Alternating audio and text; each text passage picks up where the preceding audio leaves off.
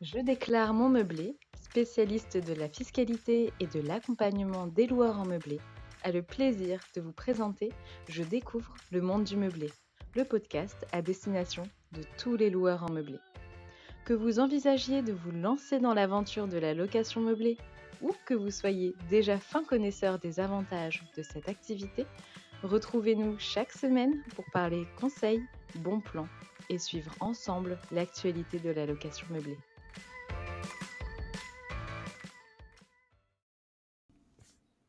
Bonjour à toutes et à tous et bienvenue dans ce deuxième épisode de notre série consacrée à la relation avec son locataire.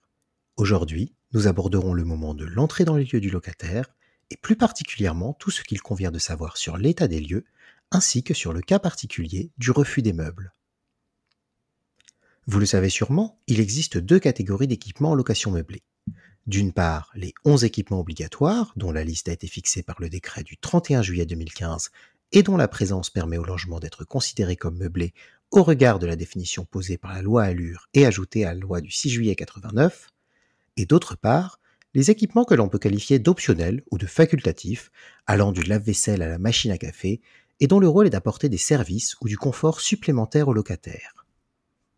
Leur présence, si elle n'est pas obligatoire, permet bien souvent de renforcer l'attrait du bien, et cela a plus forte raison en location saisonnière, ou encore de demander un prix de location plus élevé, tout en veillant à ce que ce dernier ne dépasse pas l'éventuelle règle de plafonnement des loyers qui pourrait être en vigueur dans la commune dans le cas d'un bail meublé en résidence principale.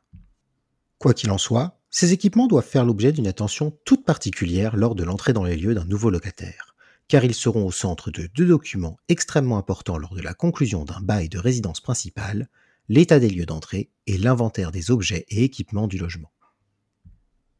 L'état des lieux d'entrée et l'inventaire du mobilier et des équipements sont deux documents qu'il est obligatoire d'annexer à un contrat de location meublée.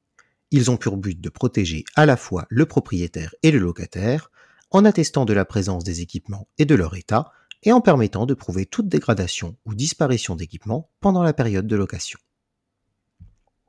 Pour un bail de location en résidence principale ou pour un bail mobilité, l'état des lieux doit être établi conformément aux exigences posées par le décret du 30 mars 2016, tandis que dans les autres cas, sa forme est libre. L'état des lieux doit par exemple être réalisé en début de location, idéalement au moment de la remise des clés au locataire et avant qu'il n'installe ses affaires personnelles dans le logement. Il sera ensuite à nouveau réalisé dans les mêmes conditions lorsque le locataire rendra les clés, étape dont nous parlerons dans un prochain épisode. De plus, l'état des lieux doit être établi par écrit, sur support papier ou électronique, de manière contradictoire, et donc en présence du bailleur et du locataire, ou de leur mandataire s'il y a lieu, ce qui peut souvent être le cas pour les bailleurs ayant recours au service d'une agence immobilière par exemple. Il devra ensuite être daté et signé par toutes les parties. Un exemplaire devra par ailleurs être remis, en main propre ou par voie dématérialisée, à chaque cotitulaire du bail. Enfin, l'état des lieux doit prendre soit la forme d'un document unique sur lequel il sera possible d'inscrire à la fois l'état des lieux lors de l'entrée et de la sortie, soit la forme de deux documents distincts mais faisant l'objet d'une présentation similaire. Par ailleurs, il est important de savoir qu'une fois l'état des lieux établi, le locataire dispose d'un délai de 10 jours à compter de sa réalisation pour demander à le faire compléter. Il pourra également demander à faire compléter l'état des éléments de chauffage jusqu'à l'expiration du premier mois de la période de chauffe. En cas de refus de votre part, il lui sera possible de saisir la Commission départementale de conciliation, ou CDC, qui interviendra gratuitement pour tenter de trouver une solution au litige vous opposant.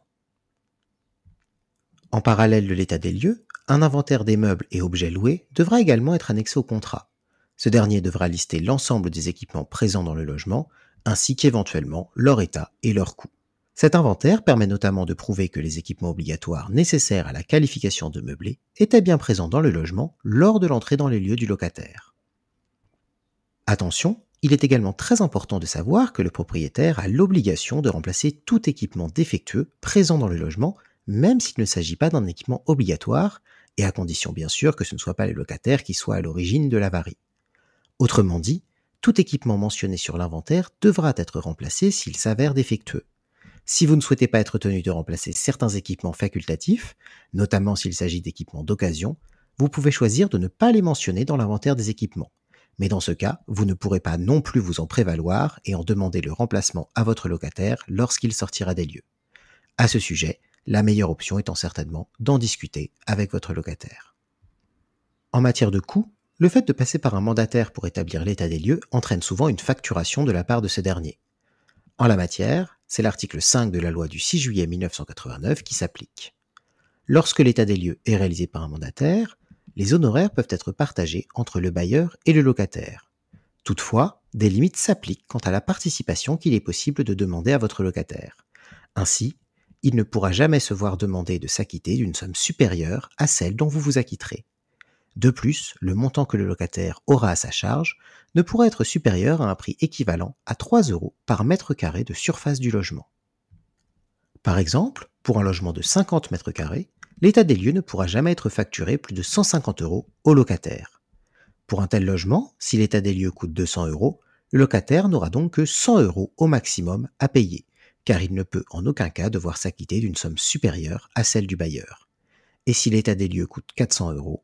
sa contribution ne pourra dépasser le plafond de 150 €, laissant ainsi 250 € à la charge du propriétaire. Notez bien que l'établissement de l'inventaire des équipements et du logement ne peut donner lieu à aucune facturation supplémentaire auprès du locataire, peu importe la personne, bailleur ou mandataire, qui le réalise. Passons maintenant à la question de savoir comment procéder en cas de refus des meubles par le locataire, situation qui peut se présenter dès l'état des lieux si par exemple le locataire souhaite amener quelques meubles avec lui ou au cours du bail. En tant que propriétaire, la première chose à savoir est qu'en principe, votre accord est nécessaire pour effectuer des changements relatifs aux éléments déjà présents dans le bien au moment de sa mise en location. Vous pouvez donc choisir d'accéder ou non à la requête de votre locataire, même s'il est important de noter que, dans les faits, il pourrait vous être difficile de vous rendre effectivement compte de l'éventuel déplacement ou stockage des meubles sans votre consentement. En la matière, et bien que la communication et la bonne intelligence restent à privilégier, empêcher un locataire de remplacer certains meubles n'est donc bien souvent pas possible. Pour autant, garder un certain nombre d'éléments à l'esprit peut permettre de faire face à cette situation. La première chose à savoir est que le principal risque pour vous est la requalification du bail, qui peut être prononcée par un juge si les équipements et le mobilier présents dans le logement sont insuffisants par rapport aux dispositions légales, ce qui pourrait donc advenir si le locataire retire des meubles ou éléments qui sont compris dans la liste des équipements obligatoires et souligne ensuite leur absence. Pour se garantir contre ce danger, rien de tel que de porter une attention toute particulière lors de l'établissement de l'état des lieux et de l'inventaire. Plus l'inventaire sera précis, et plus il sera difficile pour le locataire de le remettre en cause, d'autant que la qualification de meublé s'apprécie au moment de l'entrée dans les lieux, ce qui signifie, comme l'a précisé la Cour de cassation dans un arrêt du 15 juin 2011, que tout déplacement de meubles survenu postérieurement à l'entrée dans les lieux et sans l'accord du bailleur ne peut remettre en cause cette qualification. Une bonne manière de se garantir pour les bailleurs est également de ne pas procéder eux-mêmes au retrait des meubles, et, en aucun cas, de réaliser ce dernier avant d'établir l'état des lieux et l'inventaire des objets présents dans le logement. À moins bien sûr qu'il ne s'agisse pas d'un élément obligatoire. Dans ce cas, vous êtes libre de prendre la décision qui vous convient le mieux, sans craindre des éventuelles répercussions. Une autre difficulté qui peut naître de cette situation est bien évidemment les dommages qui peuvent être causés au mobilier déplacé. En la matière, si vous avez accepté de retirer les meubles et que vous avez procédé à leur extraction et leur stockage, vous ne pourrez tenir le locataire responsable des dommages qu'ils auraient pu subir pendant leur transport ou leur conservation. À ce titre, sachez que si vous convenez avec le locataire d'enlever certains meubles et que vous acceptez de les stocker à votre charge, le coût engendré par cette opération pourra être déduit comme charge déductible si vous relevez du régime réel d'imposition. Au contraire, si c'est le locataire qui procède lui-même au stockage, tous les frais ou les éventuels dommages seront à sa charge, que vous ayez ou non donné votre accord, et même si les meubles ne sont pas stockés sous sa garde, comme par exemple dans un garde-meuble. Autrement dit, si vous ne pouvez pas toujours effectivement empêcher un locataire de changer le mobilier, ce dernier devra toutefois, lors de sa sortie, vous restituer l'appartement dans le même état et avec les mêmes équipements que lors de son entrée dans les lieux. Si votre locataire ne parvient pas à le faire, tout élément manquant ou endommagé pourra faire l'objet d'une retenue sur le dépôt de garantie que nous avons abordé ensemble dans le premier épisode de cette série. Comme pour de nombreux points de la relation entre propriétaire, bailleur et locataire, bien connaître les enjeux de l'état des lieux et les conséquences d'un éventuel refus des meubles peuvent, en plus d'une bonne communication, largement vous aider à éviter les erreurs ou tout simplement à expliquer la situation et votre éventuel refus à vos futurs locataires. Nous espérons que cet épisode vous aura ainsi donné toutes les clés pour aborder sereinement cette situation